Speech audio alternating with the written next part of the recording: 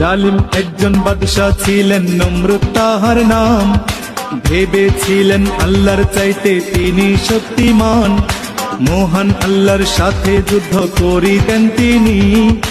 দেখেছিলেন তাহার যত সৈন্য বাহিনী, আল্লাহকে মারার জন্য তীর মারে আকাশে। কাণ্ড দেখে আল্লাহ তাআলা হয়তো তখন হাসে।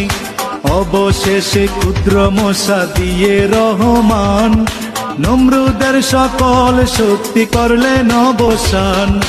রাখে আল্লাহ মারে কে, ঠিক রাখো ঈমান। মাছের পেটে বাঁচিয়েছিলেন ইউনুস নবীর প্রাণ।